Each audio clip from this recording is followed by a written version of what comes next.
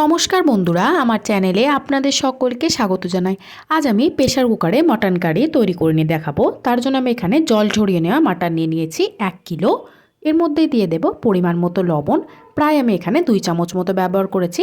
সাথে দিয়ে দেব 1 চামচ হলুদ গুঁড়ো, শুকনো লঙ্কার গুঁড়ো দিয়ে দেব 1/2 চা চামচ, গোলমরিচ গুঁড়ো দিয়ে দেব 1/2 চা চামচ। ঝালটা আপনারা অবশ্যই নিজেদের আন্দাজ মতনই ব্যবহার করবেন। সাথে এখানে আমি 200 গ্রাম টক দই নিয়ে নিয়েছি। খুব ভালো করে ফেটিয়ে নেওয়ার পরে মাংসের মধ্যে দিয়ে দেব। এবারে খুব ভালো করে মাখিয়ে নিতে হবে। মাটনটা দেখুন খুব ভালো করে মাখিয়ে নেওয়া হয়ে গেছে। এবার এর মধ্যে দিয়ে দেব 2 চামচ সর্ষের তেল। আবারও ভালো করে মাখিয়ে নেওয়ার পরে প্রায় আমি এটা 2 ঘন্টা মতো রেখে দিয়েছিলাম। এবারে কড়াইতে দিয়ে দেব সরিষার তেল। তেলটা ভালো করে গরম করে নেওয়ার পরে কেটে রাখা আলুর টুকরোগুলো দিয়ে দেব। আমি এখানে আলুগুলো একটু ছোট ছোট সাইজ করে কেটে নিয়েছি, আপনারা চাইলে বড় করেও কেটে নিতে পারবেন। এর মধ্যে দিয়ে দেব সামান্য পরিমাণে কাশ্মীরি লঙ্কার গুঁড়ো, সাথে দিয়ে দেব সামান্য পরিমাণে হলুদ গুঁড়ো। প্রায় 5 মিনিট মতো আমি আলুগুলো খুব ভালো করে ভেজে নিয়েছি। আলুগুলো ভেজে নেওয়া হয়ে গেছে। এবারে তেল ঝরিয়ে নিয়ে তুলে নিতে হবে।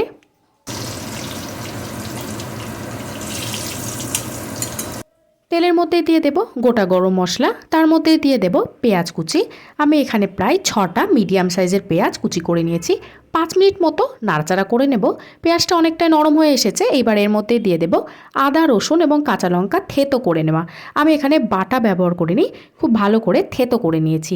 মশলাটা খুব ভালো করে ভেজে নেওয়ার পরে দিয়ে দেব সামান্য পরিমাণে হলুদ গুঁড়ো, জিরে গুঁড়ো দিয়ে দেব 1 চা চামচ, ধনে গুঁড়ো দিয়ে দেব 1/2 চা চামচ, সাথে দিয়ে দেব কাশ্মীরি লঙ্কার গুঁড়ো 1 চামচ।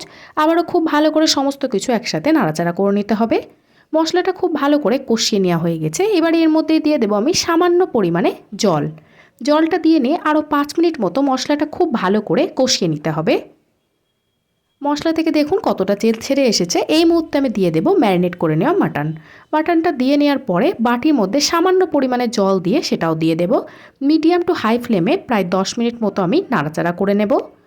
এবারে ঢাকা চাপা দিয়ে রেখে দেব প্রায় 5 মিনিট মতো। 5 মিনিট বাদে ঢাকা খুলে আরও একবার নাড়াচাড়া করে নেব। দেখুন কতটা জল ছেড়ে এসেছে। এইভাবেই ঢাকা চাপা দিয়ে আমি খুব ভালো করে মাটনটা সেদ্ধ করে নেব, সাথে অনেকটা কষিয়েও নেব। গ্যাসের ফ্লেমটা কিন্তু হাই ফ্লেমে রেখেছিলাম। দেখুন কতটা কষানো হয়ে গেছে, একদম তেল ছেড়ে এসেছে। এবারে আমি এটা পুরোটাই দিয়ে দেব প্রেসার কুকারের মধ্যে। সাথেই দিয়ে দেব ভেজে রাখা আলুর টুকরোগুলো।